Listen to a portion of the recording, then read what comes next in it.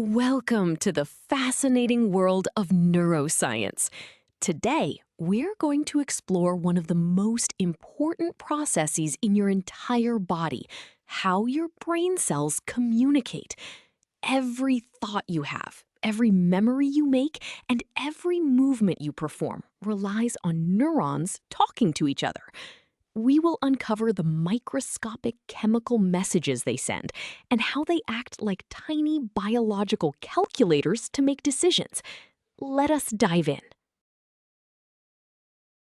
To start, imagine you are running a relay race, but there is a wide, rushing river between you and your teammate. You cannot simply hand them the baton directly because the water is in the way. Instead, you have to throw a bunch of tennis balls across the river, hoping your teammate catches enough of them to know it is their turn to run. In the brain, neurons face a similar problem. They do not physically touch each other. There is a microscopic gap between them called the synaptic cleft. Synaptic transmission is the beautiful process of throwing chemical tennis balls across this gap to pass the message along, keeping the chain of communication alive.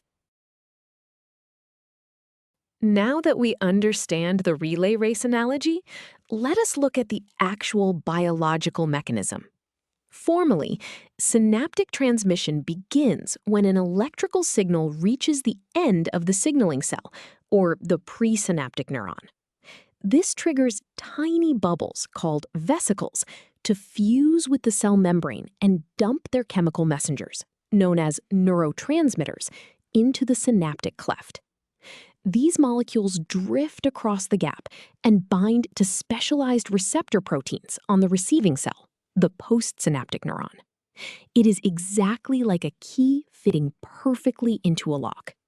This binding action opens ion channels, allowing electrically charged particles to flow in or out. This flow of ions translates the chemical message back into an electrical signal. You might be wondering, why does this complex chemical step exist instead of just wiring neurons directly together? The answer lies in control, flexibility, and computation. If neurons were just continuous electrical wires, a signal would travel blindly from one end of the brain to the other. There would be no way to modify, stop, or amplify the signal. Chemical synapses act like volume knobs and traffic lights for the brain. They allow the nervous system to filter out background noise, strengthen important memories, and integrate multiple pieces of information. Without this chemical transmission, learning, memory, and complex thought would be entirely impossible, leaving us incapable of adapting to our environment. To understand exactly how the receiving neuron reacts when these channels open, we must look at the electrical driving force. This brings us to the formula for ionic current, which is essentially Ohm's law adapted for a cell membrane. The formula states that I ion equals G ion times the difference between Vm and E ion. Let us break this down. I ion is the actual flow of charged particles across the membrane, measured in amperes. The symbol G ion stands for conductance, which tells us how many ion channels are currently open. Vm is the resting voltage of the cell, and E ion is the equilibrium potential, the voltage where the ion is perfectly balanced. The difference between them is the driving force. If conductance increases, or the driving force is large, the resulting current will be massive. Now that we have our formula, let us apply it to a real biological scenario. Imagine a neurotransmitter opens sodium channels on a receiving neuron. We are given a resting membrane potential of negative 65 millivolts, a sodium equilibrium potential of positive 55 millivolts, and a conductance of 2 nanosiemens. We want to find the initial electrical current of sodium ions. First, we plug our known values into the ionic current formula. We subtract the equilibrium potential from the membrane potential to find the driving force, which gives us negative 120 millivolts. Multiplying this massive electrical pressure by our conductance of 2 nanosiemens yields a final answer of negative 240 picoamperes. In neurobiology, this negative sign means positive ions are rushing into the cell, bringing it closer to firing its own signal. Having seen how a single message crosses the gap, we must now consider the bigger picture. Imagine you are trying to decide whether to go to a party. 3 friends text you saying you must come, acting as positive votes.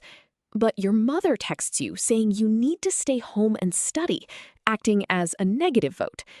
You have to weigh all these incoming messages, add them up, and make a single final decision. A neuron does the exact same thing every millisecond of your life. It receives thousands of chemical messages simultaneously from other neurons. Synaptic integration is the mathematical process by which the neuron adds up all these conflicting votes to make one final decision about whether to fire an action potential.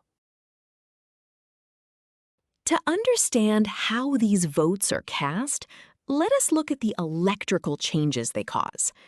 When a neurotransmitter binds to a receptor, it creates a tiny electrical change called a graded potential. If the neurotransmitter opens sodium channels, positive charge flows in. This creates an excitatory postsynaptic potential, or EPSP, which acts as a positive vote, pushing the cell closer to its firing threshold. Conversely, if the neurotransmitter opens chloride channels, negative charge flows in. This creates an inhibitory postsynaptic potential, or IPSP, which acts as a negative vote, pushing the cell further away from the threshold. This delicate balance of excitation and inhibition is what allows your brain to perform complex logic. Now that we know the types of votes, where does the counting happen? Synaptic integration, or the summation of all these EPSPs and IPSPs, takes place at a specialized region of the neuron called the axon hillock. Think of it as the neuron's ballot box. The neuron has a critical threshold it must reach to fire, usually around negative 55 millivolts. If the total combined voltage from all incoming signals reaches this threshold, the neuron fires an action potential, passing the message along. If it falls short, the neuron remains silent, and the message stops there. This requirement prevents your brain from falling into a chaotic seizure of constant activity. To determine mathematically if a neuron will fire, we can represent this voting process as a simple algebraic summation. This equation acts as the fundamental logic gate of the nervous system. The formula states that V final equals V rest plus the sum of V EPSP plus the sum of V IPSP. Let us define these terms. V final represents the total membrane potential at the axon hillock after all inputs are added together. V rest is the neuron's baseline resting voltage, typically around negative 65 millivolts. The sigma V EPSP term represents the mathematical sum of all excitatory potentials, which are positive voltage changes. The sigma V IPSP term represents the sum of all inhibitory potentials, which are negative voltage changes. Increasing EPSPs drives the voltage up, while increasing IPSPs drags it down. Let us put this summation formula to the test with a concrete example. We want to determine if a specific neuron will fire. We are given a resting potential of negative 65 millivolts and a firing threshold of negative 55 millivolts. At the exact same moment, the neuron receives 3 excitatory inputs of positive 4 millivolts each, and 1 inhibitory input of negative 3 millivolts. We plug these into our summation formula. The total excitatory input is 3 times 4, giving positive 12 millivolts. The inhibitory input subtracts 3 millivolts. Adding this net change of positive 9 to our resting potential gives a final membrane potential of negative 56 millivolts. Because negative 56 is just shy of the negative 55 threshold, the neuron will not fire. A single inhibitory input successfully vetoed multiple excitatory inputs. To truly grasp this concept, let us visualize the math we just performed on a graph. Look at the axes first. The horizontal axis represents time in milliseconds, and the vertical axis represents the membrane potential in millivolts.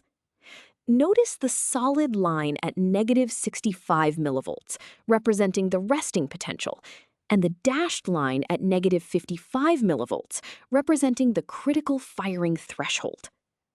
The green curves represent excitatory potentials, pushing the voltage up, while the red curve represents an inhibitory potential, pulling it down. The final combined curve shows what happens when these signals arrive together. You can clearly see the voltage rising as the EPSPs summate, but the red inhibitory signal drags the peak down to negative 56 millivolts. The peak falls just short of the dashed threshold line, resulting in a failed action potential. This perfectly illustrates the dynamic balancing act happening in your brain right now. We have covered a lot of ground today, so let us review the most important ideas. First, we learned that neurons do not touch. They use synaptic transmission to throw chemical messengers called neurotransmitters across the synaptic cleft. This chemical step is crucial because it provides the flexibility and control needed for learning and memory. Second, we saw that neurons act as microscopic biological calculators. Through synaptic integration, they constantly summate excitatory and inhibitory potentials at the axon hillock. Finally, the ultimate decision to fire an action potential depends entirely on whether this algebraic sum reaches the critical voltage threshold. You now understand the fundamental cellular process that generates every thought and movement you experience. Great job!